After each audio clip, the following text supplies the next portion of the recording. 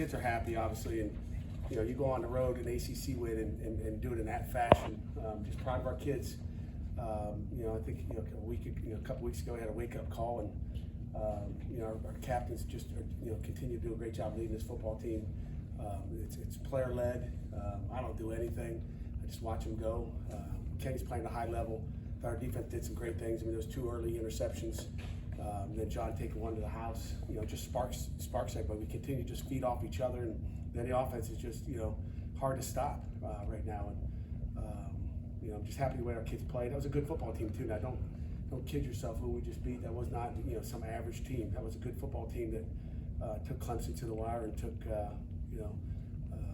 down North Carolina, ranked team last week. So it's a nice victory on the road. I think they're hard on the road, and our kids came ready to play, and they deserve it. So, questions? You said that Kenny's playing at a high level. What do you think is clicking for him specifically right now? It's just, talk about his freshman year to his sophomore year to his, it's just you grow up, and he's made himself a lot of money coming back. I can tell you that. He should be a Heisman candidate. I don't know if they're talking about it out there or not, but I mentioned at halftime to Larisha, and just what he is right now. The guy is so smooth. He's so calm. He's so calm in the second quarter in a 2-minute situation. He runs. It's a scramble. He scrambles out of the pocket. He looks over, checks the chains to see, make sure he didn't cross the line of scrimmage, and then throws the ball to Lucas. It's just like, Whipple doesn't coach that. That guy's. It's year after year. He's just smart football player. It takes time to get that where you want it to be, and he's put the work in, and he deserves what he's getting right now. What did you like about in that Tennessee game? You guys went down 10-0 in the first quarter, and you guys kind of came out and punched them in the mouth and got up 14-0. What kind of growth do you see from your team in that sense? It comes down to learning. You're on the road. We got Jalen Barton back there, kickoff returns and punt returns. Got faith in him, and just a different road game. And they're all going to be different. We're going to have to deal with that adversity like we dealt with Tennessee at some point this season again. So we learn our lessons, and our kids started fast and made some plays. I don't even know who got the tip balls on those 2 interceptions, but I'm assuming it was a D lineman.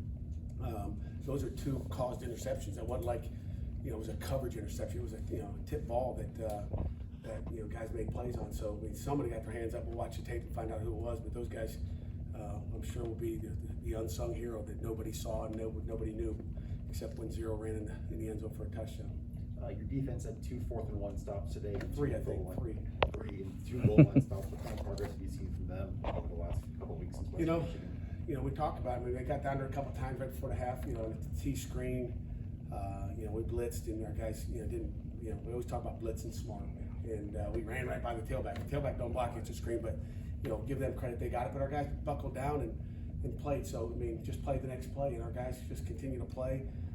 We've been kind of average down there in the goal line when people have gotten down there, so it's good to see everybody 2 stoppers down there.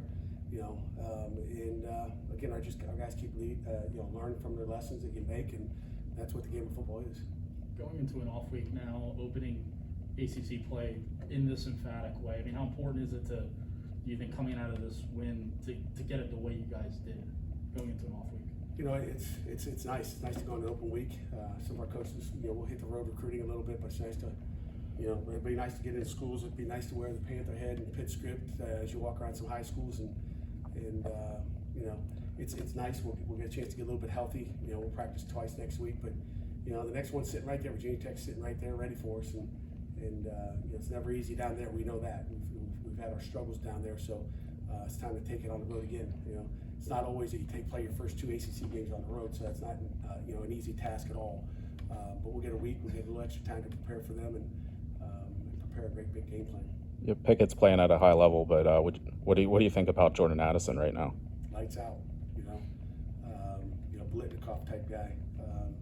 He's outstanding.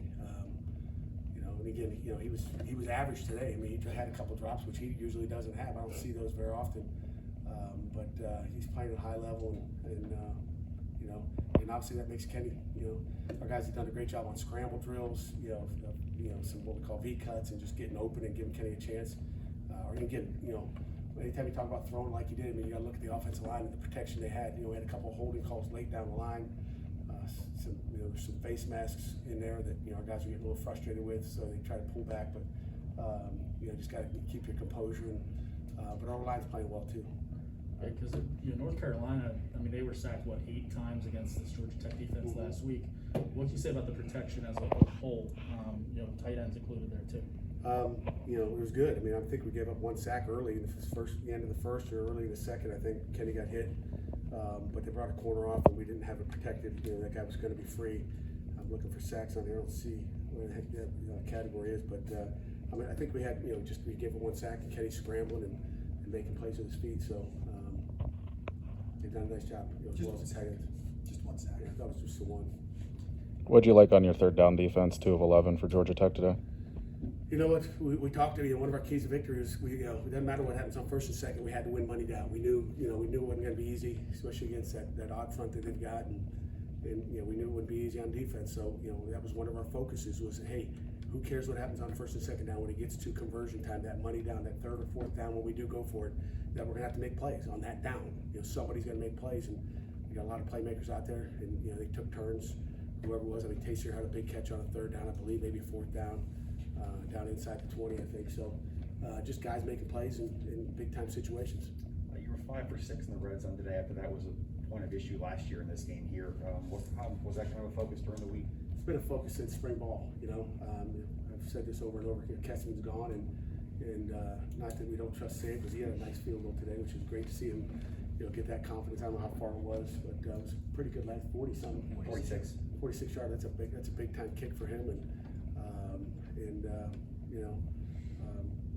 we've been focusing on the red zone and what we do down there. So it's been that way all year. We're scoring touchdowns instead of field goals. That's the biggest difference from last year. Last year we moved it down there and then we'd get stuck a lot. So we're not getting stuck anymore. And it's a tribute to Coach Whipple and the offense staff and what they've done in that situation. You mentioned confidence. What can 2 touchdowns do for Izzy? You know what? Wish he wouldn't have stepped out of bounds at one time either. But I think they all got confidence right now. I think offensively, kids got confidence. And Rodney Hill looked good too there. Could have put another one up on him. Almost did by accident. But we told him to get down anyway late in the game. Let's run the clock out. We didn't need to give him a 2-minute like we did last year when Vince broke one. But they're all playing. Vince is doing a good job. Izzy, it doesn't matter who scores the touchdowns. It's the protections, all those little things you don't see when they don't have the ball in their hands. They're part of that protection. Anything different in preparation for the upcoming games, and you're going to do anything differently, or? We're going to try to win. We're kind of in a routine that we'll try to stick to the routine and what we do and how we do it.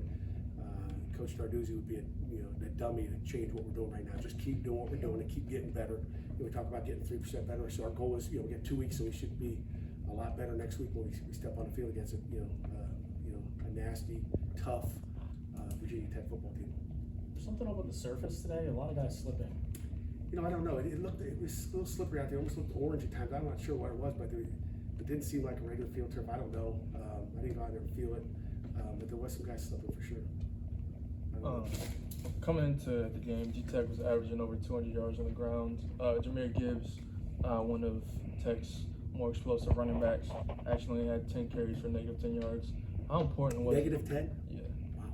How important was that to limit that coming in? Again, our goal was out rushing today. Again, you talk about keys to victory. You always got 5 keys to victory. I talked about money down. One of the other ones, we're going to win the rushing war, and I think Gibbs is outstanding. And I listened to the presser. They got a slew of backs. The presser last week. Their offensive coordinator said they got 3 backs that could play anywhere in the country. So I think he's special. I think he's especially scary on kickoff returns. He almost popped one. Obviously had a great screen, but a lot of time the focus was we knew we were going to throw RPOs. They hit us on a deep ball and on an RPO. And I think we wanted to get Brandon Hill out of the game, but we couldn't get him out. He was sucking wind a little bit.